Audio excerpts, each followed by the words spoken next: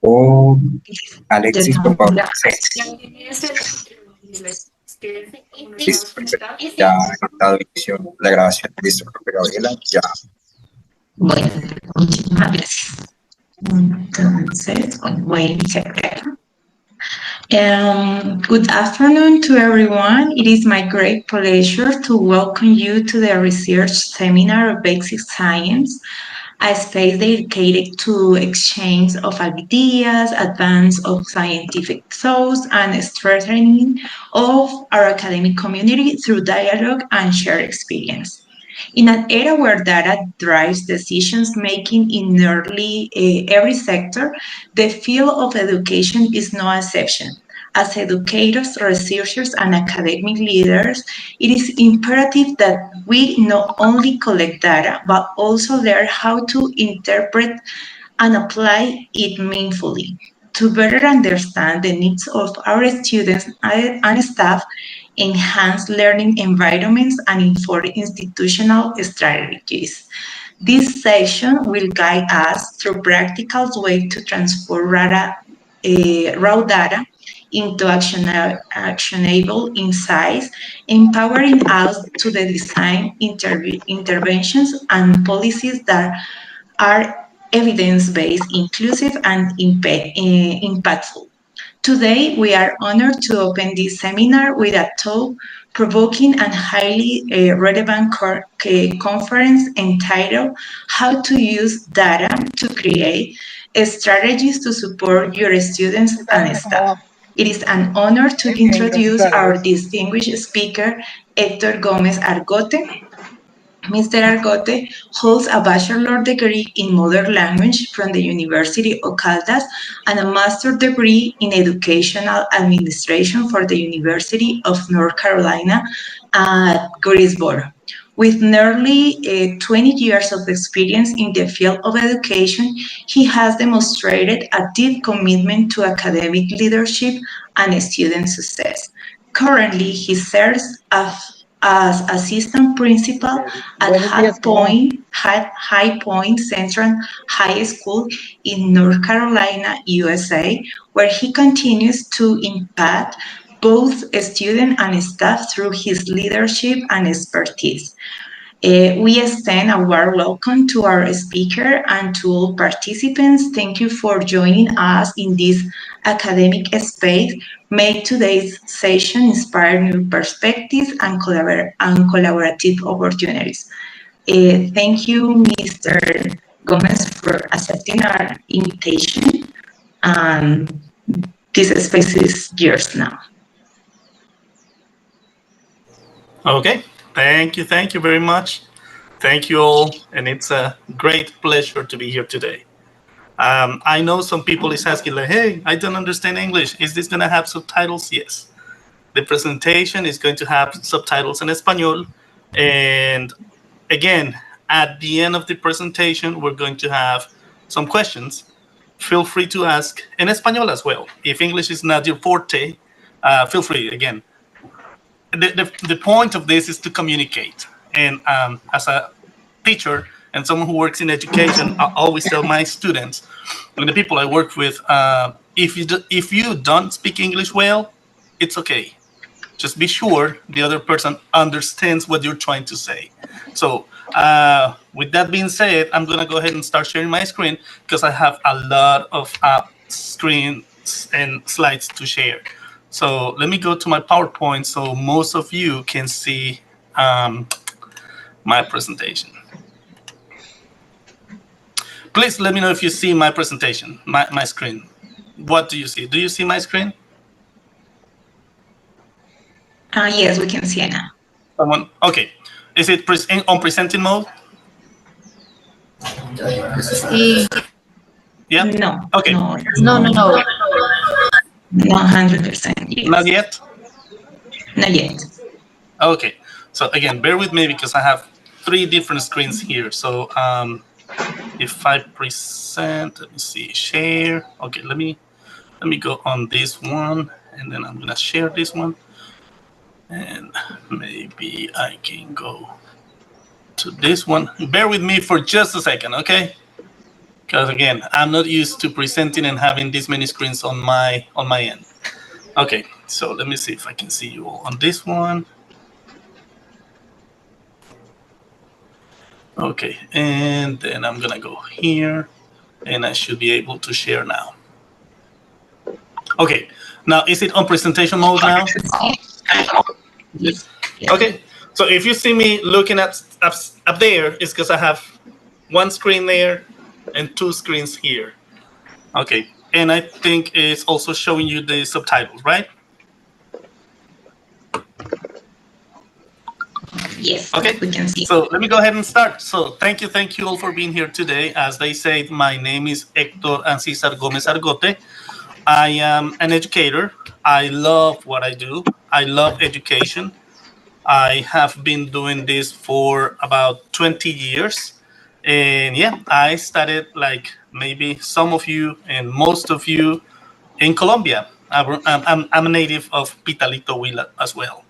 And now I live in the United States. I have been in the United States for about 19 years, I would say. I came to this country as a Spanish and ESL teacher, and then I moved to an administrator role. So today, what I'm going to be showing you, and again, I may speed up a little bit because of time, but what I'm going to be showing you today is some strategies that we are doing at my school that are working, and it's showing progress. Okay?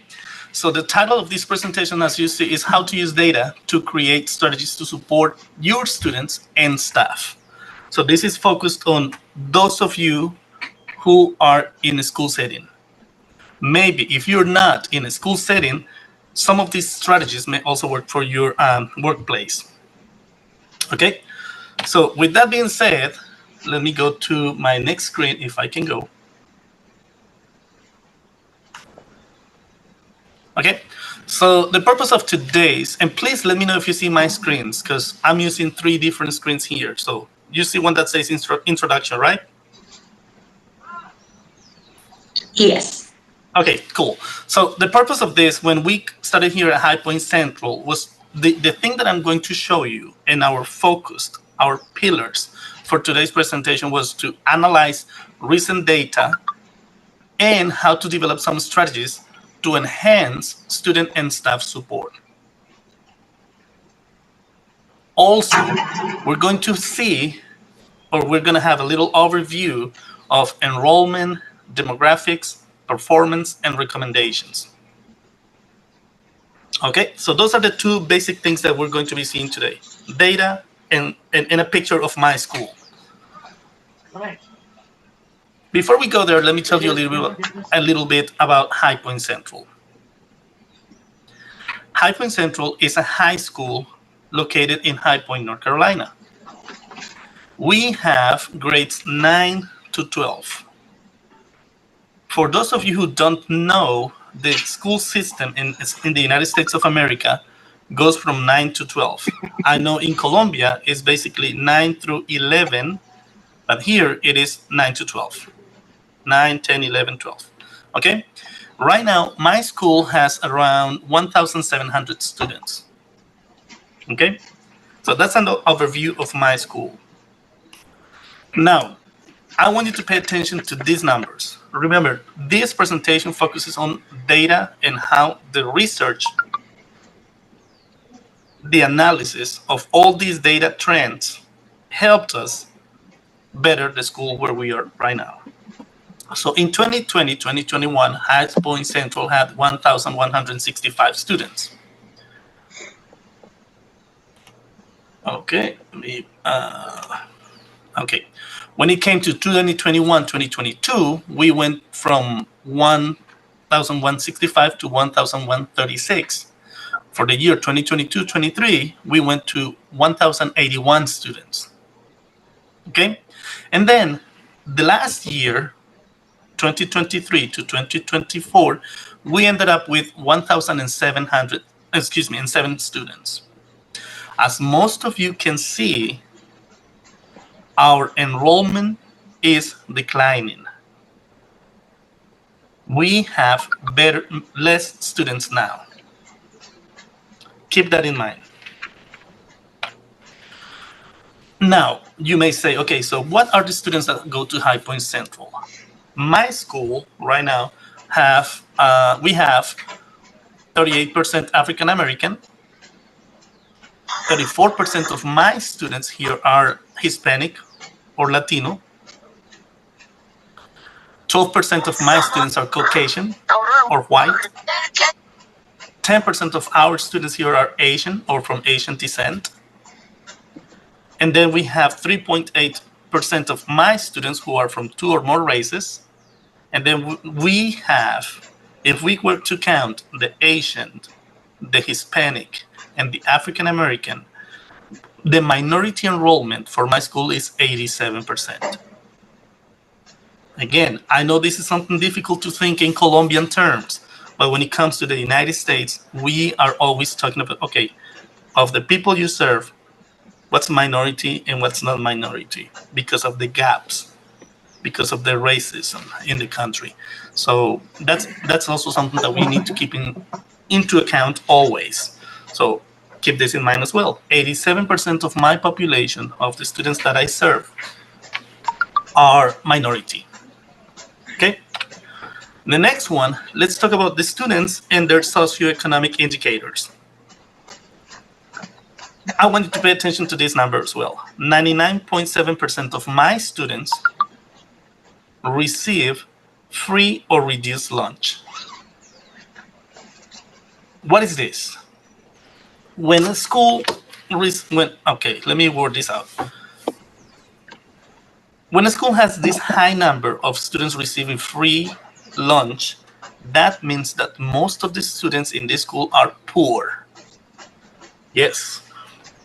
Most of the students that I have in my school, based on this data, tells me that 99% of my students are poor. What's considered poor in the United States of America standards? Let's say if you're a family of 4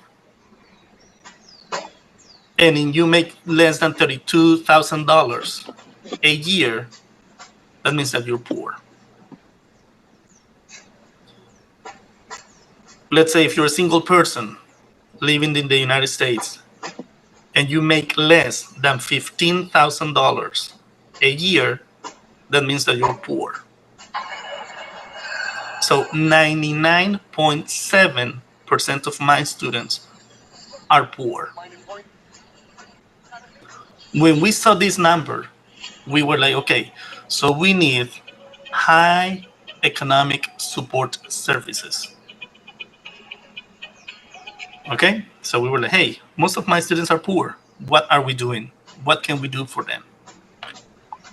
Now, when it comes to proficiency or performance, this is like the pruebas saber in Colombia, or in my time, el ICFES, right? So in the United States, we have 4 different subjects. We have 4 different areas that are evaluated. And based on those 4 subjects, your school is rated as a good school, not good, or bad, right? A, B, C, D, F. Those are the grades that we get. So those subjects are Math 1, Math 3, Biology, and English 2 or English 10, whatever you want to say it. So based on how you do in those 4 subjects, your school is going to be rated as a good school or a not good school. So this data that I'm showing you here, it's from last year. No, excuse me. This is from the year we started here. So for Math 1, for the 2023-24 year, we were at 18.6%. Math 3 was at 41.9%. You may think like, hey, what does this mean? What is this number? Well, this is the number that we have. And when we bring that number and compare with other schools in the district, right? They'll be telling us, hey, you're good. Compared to this school, you're not that good.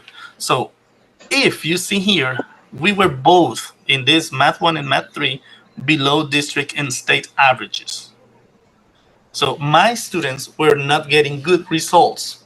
My students were not doing well in the ICFES or Saber test as expected for the rest of the schools. We were at 18.6% and 41.2%. Okay? So my school was low. We were down. We needed to do something. Now, let's study English. When it came to English 2, our scores were 36.8%. And in biology, we had a 29.4%.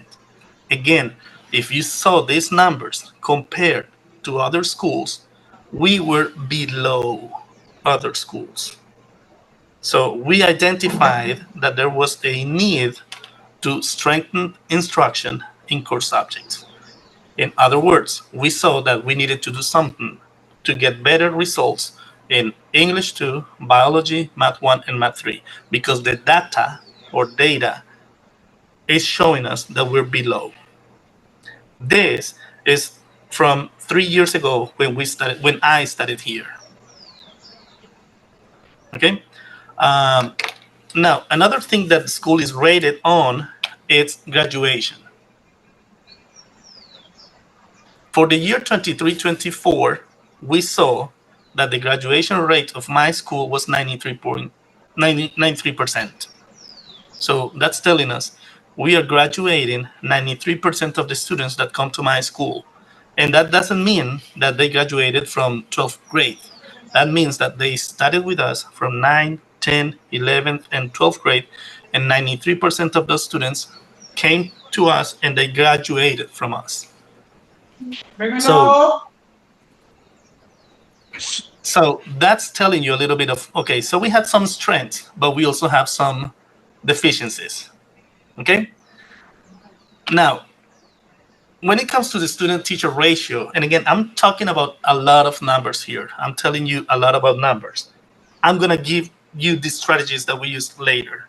So, student-teacher ratio, my school right now has 13-1. What does this mean? We have one teacher per every 13 students. Okay? Which is lower than the state average, because most regular schools in North Carolina, classes are for like 20, 25, 30, 35 students per class. Right now, my school, we have been able to get 13 or less students in classes, so they receive a better education. Okay? Hopefully everybody's taking notes and keeping this in mind. So after all that data or data that I show you, we identified 3 challenges. Problems. These were the challenges we identified. Number 1, there was a decline in enrollment. Challenge number 2, our school is a low proficient school. Challenge number 3, we have a high economic disadvantage. Those were the 3 main challenges we found 3 years ago when I and the other group of administrators studied in this school. But when we identify challenges, we also have to identify strengths. We also need to see, hey, what works for us? So some of the strengths that we have here at High Point Central, strength number 1, diversity. We're a diverse school. Strength number 2, compared to other schools, we have a good graduation rate. And strength number 3, we have a low student-teacher ratio. So we have 3 problems and we have 3 things we're good at or that we can use to our benefit. Okay? So with that in mind, we started thinking, hey, what can we do? What can we do to make this High Point Central School a better school? Then we came with 5 different strategic recommendations.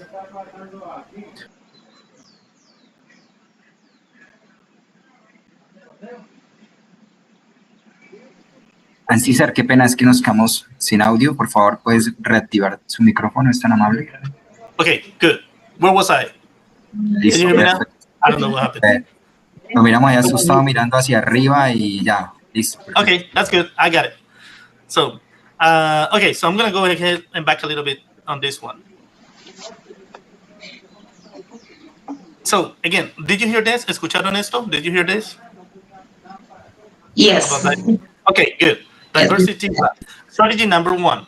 Again, with the strengths in the problems, we have 5 different strategies.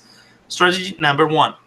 We understood that we had to implement math intervention programs. We also knew that we had to identify students via data. When it comes to identify students, I'll show you some charts we have. And then we also knew that we needed to offer tutoring and extra help. Okay, that's strategy number 1. Strategy number 2 for my school. We learned that we needed to enhance English and science curriculum. We also saw that we needed to integrate project-based learning. And we also learned that we needed to give the teachers and our staff professional development. Okay, strategic recommendation number 3. And all this comes from research. All these strategies come from research. What's research? Reading the numbers, seeing the students, learning the families, talking to people. All that is research. So strategic recommendation number 3 that we found at High Point Central, we learned that we needed to strengthen support for economically disadvantaged students. Remember, most of my students, 99% of my students come from poor houses. Okay, we also learned that we needed to expand resources and supply access for the families. And we also understood that we needed to provide consistent school meals.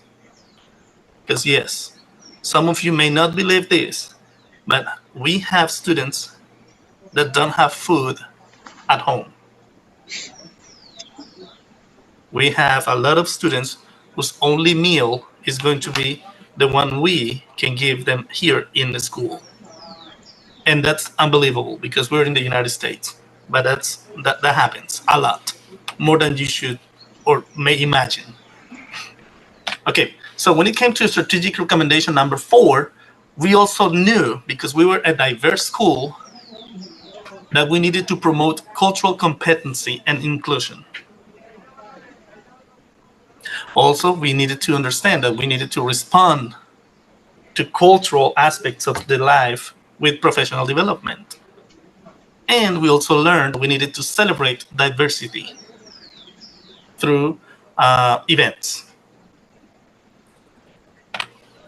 And this is the last strategy before I come with what did we do at school? What did we do at High Point Central? So the other thing that we learned is that we needed to increase family and community engagement. If you want to do research, if you want to have data, you need to think of the community. Okay, we also learned that we needed to be sure that we were communicating with families frequently. And also, we were aware that we needed to make partners with local organizations. Let me stop there in that for a second. I'm going to stop here. And this is my philosophy. I believe that schools belong to the community. So the schools should be always open to anyone who wants to come. I'll repeat that. Schools belong to the community. That's why this partnership with local organizations, frequent communication, and increase in community engagement have been a big asset for us here at High Point Central. Okay, now taking into account the problems, the advantages, and all these strategic recommendations for High Point Central, we knew that we needed to start monitoring and evaluating. What is that? Well, we knew that we needed to analyze frequently the key performance indicators. What are those key performance indicators for my school? Number one, proficiency. Number two, attendance. And number three, engagement. With those three indicators, we should be able to identify what can we do, what can we do. And again, I'm giving you all this from the standpoint that research has this halo of research that requires lots of paper, research requires lots of time, research requires a lot of studying and analyzing, but sometimes not. Research can also be focused on a simple, single aspect. And then you have to start thinking of, how am I going to solve this? This didn't work. I'm going to do something different. Because sometimes the word research is understood as something that's high level. But when it comes to a work site, when it comes to a school site, research needs to be understood as also used to fix daily issues. Okay, so with that in mind, I want you to review. We were sure that to be able to get High Point Central to a better place, we needed to review data regularly. And based on how the data was showing, we needed to adjust strategies accordingly. Okay? So with that in mind, now I'm going to show you some of the things we have done here at High Point Central, active things that's gonna show later in data how has the school improved. One, and again, the strategies implemented that I'm going to show you next. Most of the, I was going to say most of the wording is in English, but it's in English. Okay, because I had this presentation in both languages. I had the presentation in Espanol and I had the presentation in English. So I was like, hey, which one do you prefer? You said you preferred English. So here we are, practicing English. So what did we do at High Point Central? What did we do here? Strategy number one. And again, these are not in any specific order.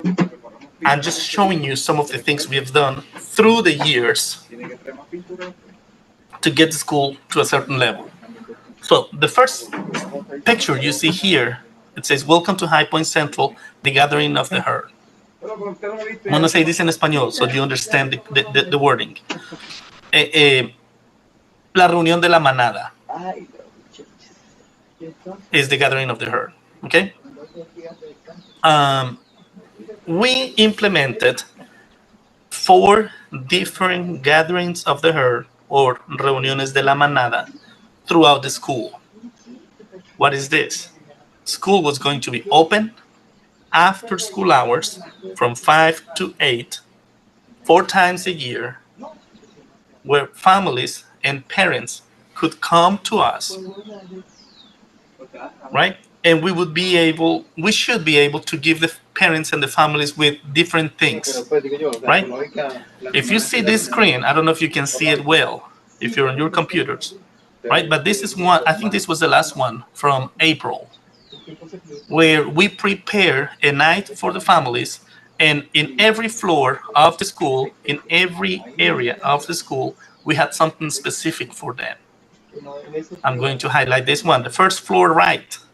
If you see this one, we divided and we gave the first floor of the school, the right side of the school, to colleges, universities.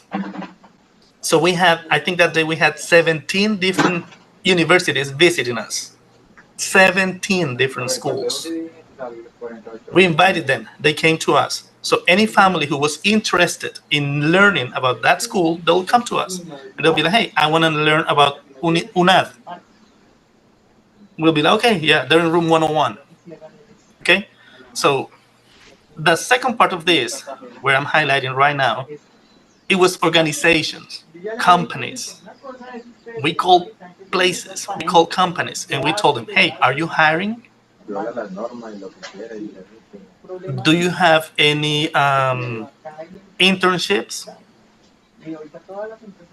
Yep. If there were any of these institutions who had internships or if they were hiring, we were like, hey, go there. We have constantly families coming to us asking for, hey, Mr. Gomez, I need a job. Mr. Gomez, do you know who's hiring? Mr. Gomez, I need an internship. Do you know? So we also invited companies and organizations, and they came and they offered jobs to some of our students and some of our parents. The rest of the school was divided, as you can see, and I'm going to speed up because of time, right? We had the PE teachers, which is sports. So we gave the families, hey, are you interested in having your child practicing in sports? Go to the gym, right? So they received information. In the media center, we had mental health. We know we have a lot of parents right now who are dealing with teenagers. So we created also programs where they could come and learn about substance abuse, right? How to understand the system and some other things. Of course, every single one of these meetings, we offered food, drinks, and lots of school gear to the families. We gave gifts, we gave them free food, we offered them lots of things so they could come to us. So that's one of the strategies that we used to get High Point Central to a better place. Second strategy, and I'm going to speed up because I'm speaking too much. The blitzes, and this is all data. What I'm showing you here, the colors, the names, the pictures, blah. So the other thing that we created here at High Point Central, based on our low performing data, was, hey, why don't we do blitzes? Blitzes are Saturday tutoring opportunities. So students who are taking English 2, Math 1, Math 3, and Biology can come on Saturdays. They could come to Saturdays to school. They're going to meet with their teachers, and the teachers are going to help them understand. For these days, and for most of these activities, and we know if we have anyone here who's in a leadership role, if you're in a leadership role, remember, you need to invest not just time, but also money. Okay? So we offer the teachers, hey, would you like to work the blitzes? We're going to pay you, right? Come and help the students. We offer the students also food on those days. And we kept track. Who came, like Samuel Saldaña, he came, he has been here 2 times, he worked with Miss Hilton. And all these names and numbers and colors here mean something. We keep track of how many times the student has come. We keep track of how many times has the student met with what teacher. And then we use that data, this is all research, we use that data later to see if the student improved or not coming to the blitzes. Again, this was only for Saturdays. And we keep track of this stuff, and we meet and sit and analyze. That's another strategy that we implemented. Another strategy that we implemented in our school was the Learning Hub. I'm going to say this in Espanol, so it's understood. I don't know how the translator is going to translate it. But it's Centros de Aprendizaje. Okay? So Centros de Aprendizaje, or Learning Hubs, are Tuesdays and Thursdays. For anyone, any student who wants to come, we will open the school for them. And they will come and they will have tutors with their teachers. They all go to the same place. They go to the school library, right? They will go there and they'll study anything they want, anything. Of course, we feed the students and we also provide transportation for the students, because most of our families cannot pick up the kids after a certain time. So we will be feeding the students, and we will be feeding the students, and we will also offer transportation. So any student who wants to stay for the learning hub or centros de aprendizaje, they could do it. They will not have to worry about food. Remember, that's one of our main needs. Most of my families don't have food at home, and transportation. Okay, so we also created the learning hubs. Okay, I'm going to skip on this one. So and I'm skipping this one because it also talks about the learning hubs or centros de aprendizaje. Also, something else that we did at my school, because remember, some of the things that we were struggling with, students getting good results. Yep, testing. We also have a lot of issues in my school with attendance, and I'm going to show you that in a minute. So we also implemented something called the tardy checks. What are the tardy checks? Every zone, and then, let's say once a week, once a month, we will stand at the main entrance of the building, and any student who was late, we will pull them up. We'll be like, hey, come here, Mireya, why are you late? Mireya is going to tell us, hey, I'm late because. They will call Mireya's family. They will be like, hey, did you know that Mireya's late today to school?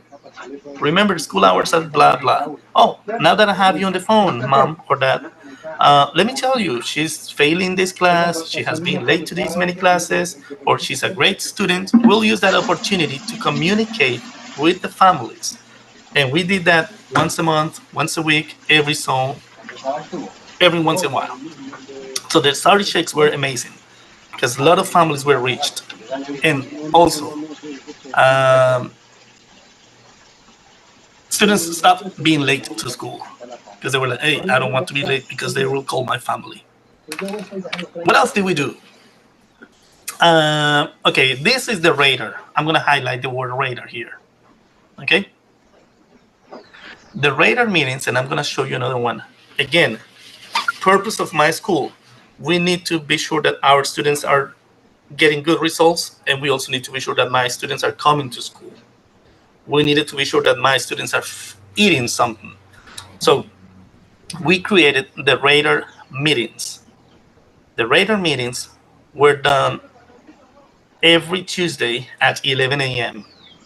We will have the counselors, we will have the social worker, and we will have, in those meetings, the 4 administrators, the principal of the school and the 3 assistant principals.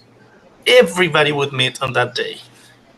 And we will start studying every grade level, 9th grade, 10th grade, 11th grade, 12th grade. And we will start studying cases of students who are showing low proficiency. And we will also have students who are not coming to school, and a lot of other things. So the radar meetings was another strategy that we implemented. These are some screenshots of the documents and the data collected during those meetings. So the first one shows you the name of the student, what grade level he or she is, what's their gender, what ethnicity, how many absences, right? And some of the things that we have done with them. We analyzed this data. And then, based on that data analysis, we will come with strategies. Okay, I'm not going to play this. This was a video, but I'm not going to play it because of time. But with the data from the last screen, we will put that in this one.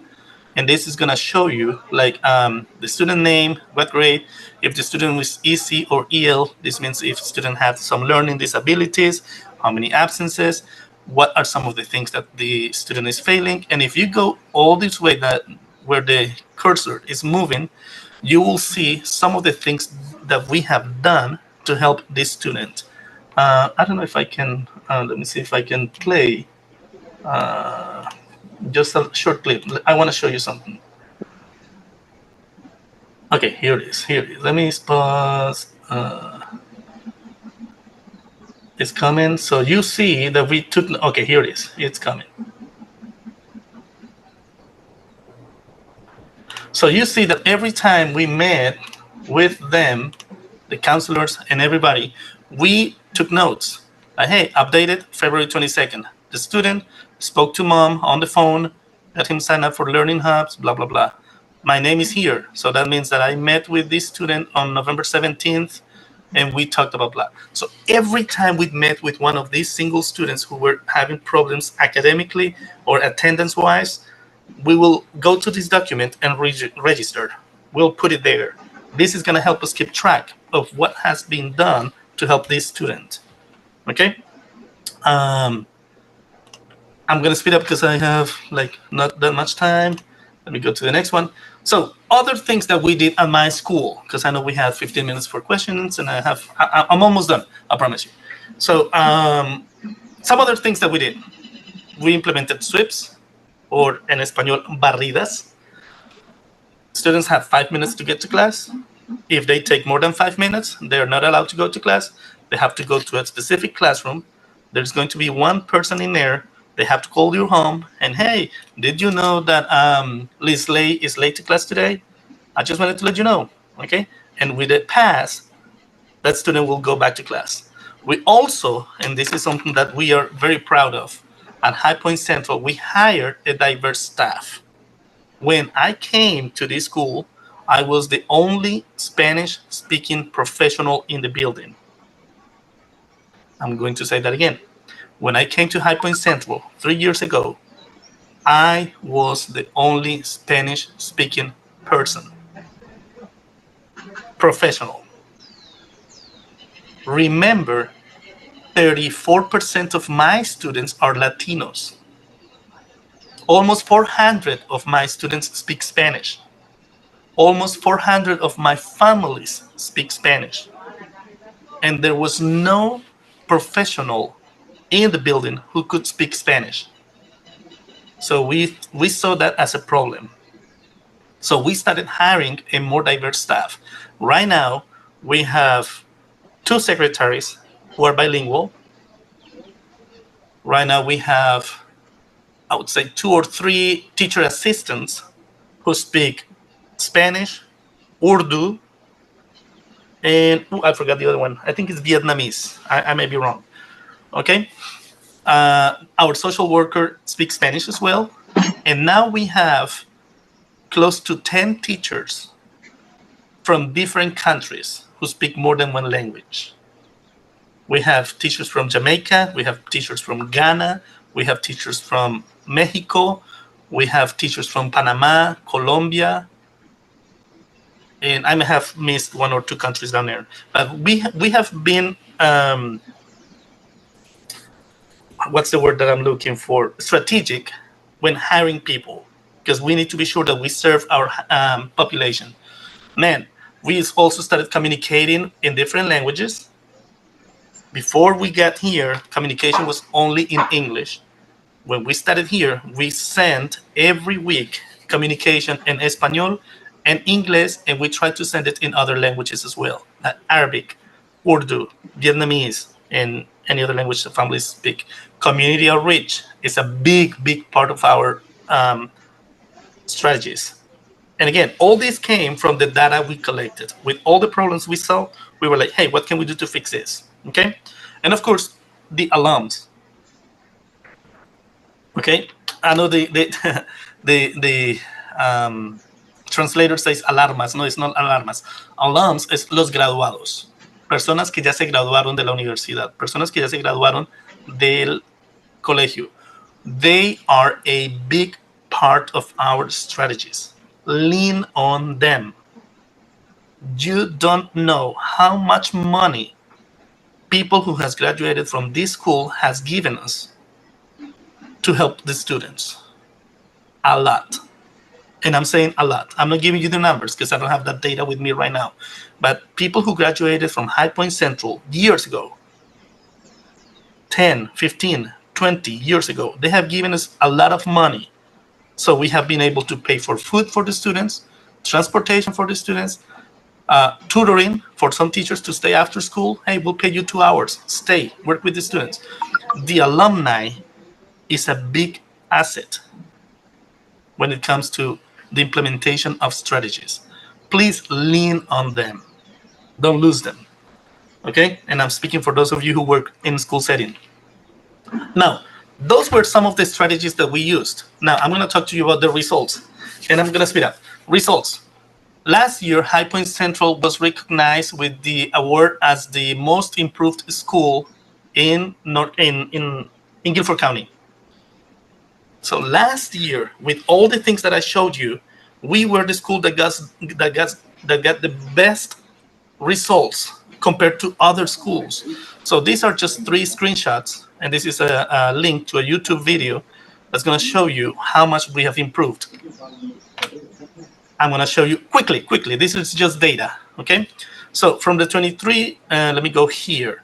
So the student attendance at my school from May of 23-24 was 86.1%. Now it's 89.4. So we have increased 3 points, okay? Staff attendance. Remember, this is also to help the staff. We were, I think, if I remember well, we were in the 80s of our staff attendance. Teachers did not come to work. Right now, we have a 95.8% attendance. Teachers come to work to us. Okay, and I'm going to explain the rest of it. So as I showed you, at my school, we love data. We love data, right? Some of the things, our staff attendance improved to 95%, right? Student daily attendance improved from 82% to 86% right now, 4 percentage points. So we are in a good track. We're in a good way. Also, disciplina, right? So referrals or llamadas de atención in the year 22-23 were 979. Right now, the discipline reports have go down to 599. So this is showing you that staff attendance improved, students referrals decreased. So we have less problems, discipline problems, but we have more teachers in here. Okay, tardies, students being tardy, we had 243 incidents, which is 61% of the things. Right now, we have less than that. I'm going to skip on this one because of time, and I think it's cutting some of this. But let me show you. I'm going to jump through this because we only have like 10 minutes. This screen shows you data, and I'm going to try to do this quickly. Now, okay, so remember, for Math 1, the target for the district was 9.6. This is what the district was asking us. Hey, this is what you need to improve. We have improved 16% and 18%. Look, they wanted us to be as high as 14. We have already surpassed that number. For Math 3, the district wanted us to do 23.2 or 26.2. Right now, we have surpassed that to 36 and 44. If you see these numbers, my school is going the right direction. For biology, the district wanted us to be 15.6 or 20.6. Right now, we are at 26.28 or 32.29. Again, it's going up. Okay. Next, in English 2, this is one of the trickiest ones because the district wanted us to improve 34.9 to 37.9. Right now, in the fall, we did 40.60, which is good. But right now, we are a little low in 29.46. We're working on that. Okay. When it comes to academic subgroups, remember, we described and we started with how many African American, how many Hispanic, how many EL students are in the class. Look at these numbers. Improved, mejoraron. When it comes to the results from their testing, los resultados de sus exámenes, these subgroups improved. The African American population went from 10.3 to 31%. The Hispanic population went from 17.5 to 41.4. This has never seen. This was unseen. That the Latino population went from 17% proficient to 41%. It was amazing. EL students who are learning English, went from 9.7 to 29.5. Look how these numbers jumped. We increased in every single aspect in the school with the strategies we implemented based on data. Students with learning disabilities, they were at 5%. They improved to 19%. Again, these are preliminary results from this year. Okay? So I want to leave you with this, because I know I've went over 5 minutes for my presentation before the questions, but I want to give you with this. And I'm going to read this in Español, because I want you to hear it, because I think this helps me as well. Lo voy a leer en español. ¿Ok? Dice, las excusas matan las soluciones. La procrastinación mata el progreso. La insolación o estar solo mata la colaboración. Los chismes matan la cultura. Y la complacencia mata el crecimiento. Ahora vamos a leerlo al contrario. Las soluciones matan excusas. El progreso mata la procrastinación. La colaboración mata la insolación o el estar solos. Una buena cultura del trabajo mata los chismes. Y el crecimiento mata la complacencia. Este es uno de los motos por los que yo me rijo aquí en la escuela. Ese es uno de los motos por los que yo me rijo como docente y como investigador administrador. Bueno, y eso era todo lo que tenía. And that's all I had for you all today. I'm just gonna open the room now to questions.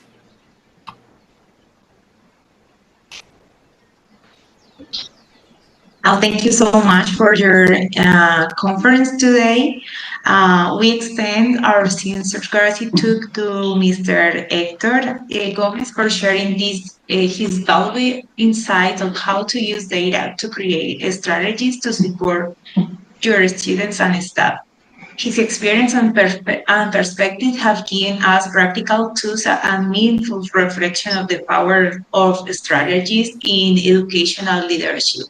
So we now open the floor for questions. So let's see, we have some questions here at the chat, or maybe we can start with one that I have. It is just up to you. You're just answer in English or in Spanish. How were these types of strategies implemented with the students who had special educational needs or learning difficulties? So, I don't know. Was the question given to you in English or in Español? On Spanish. La pregunta se la dieron en español o en inglés? No, it is my question. So, okay. If you want to, yes, give the answer in Spanish, it's okay. Okay, so let's do it in español. Okay, so para las clases en las que nosotros tenemos estudiantes con habilidades diferentes de aprendizaje, ¿sí? Se tomó una cosa que se llama colaboración. Y como les dije hace un momento, no puse todas las estrategias por tiempo, pero nosotros tenemos una cosa que se llama collaborative teaching, ¿ok? En donde tenemos 2 o 3 maestros en el salón. Entonces es un maestro con niños de habilidades especiales, un niño con habilidades de aprendizaje diferentes. Tenemos a 2 o 3 maestros trabajando con ellos, ¿sí? Que sirven para estar moviéndose dentro del salón. A los maestros se les dio talleres de cómo trabajar colaborativamente con otros maestros, cómo planear en conjunto. Se les dieron todas estas herramientas. Ahora, ¿qué pasa si son estudiantes que tienen aprendizaje diferente, pero están en un ambiente regular? Se hizo lo mismo. Tratamos de poner a la mayoría de los estudiantes que tienen aprendizaje diferente en aulas y en salones de maestros con buenas estrategias de ¿cómo se dice?, de enseñanza. Tratamos de hacer que los maestros que eran, voy a decirlo como suena, que como quien dice, los buenos maestros los pusimos con estudiantes que aprenden un poquitico diferente. Y a ese maestro también le dimos una persona que le colabora. Y como ustedes se dieron cuenta, los números en esos estudiantes subieron más de un 20%. Okay, what's the next question? A mí me gusta que me hagan preguntas. I love questions. I love questions. Tengo otra por acá. Bueno, ¿cuáles fueron esos desafíos que se enfrentaron al implementar este tipo de estrategias, sobre todo pues con el equipo, puede que docente o pues sobre todo al implementarla con los estudiantes? Yo lo dije varias veces dentro de la presentación. Nosotros llegamos. La escuela en la que yo trabajo ahora actualmente tenía el estigma y la fama de ser una de las peores escuelas del área. El distrito, poniéndolo en términos colombianos, la Secretaría de Educación decidió que era hora de que cambiaran a toda la administración de la escuela. Cambiaron a toda la administración por los resultados de la escuela. Todos, solo dejaron a una persona. Es decir, de los 4 que había, se fueron 3. Se cambió a todo, como cuando uno va a un restaurante o a una cosa y dice, nueva administración. ¿Okay? Eso pasó en mi escuela. Nueva administración. Entonces, venir a una escuela con todo ese tipo de problemas fue difícil porque los maestros ya tenían un mindset,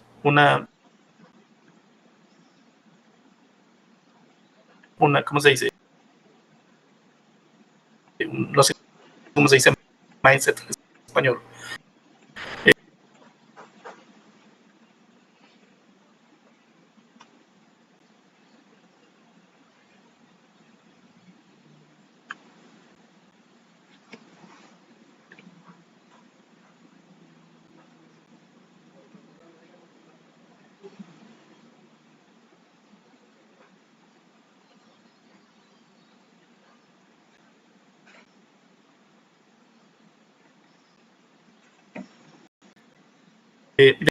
Ya tenían en su mente como un tipo de administración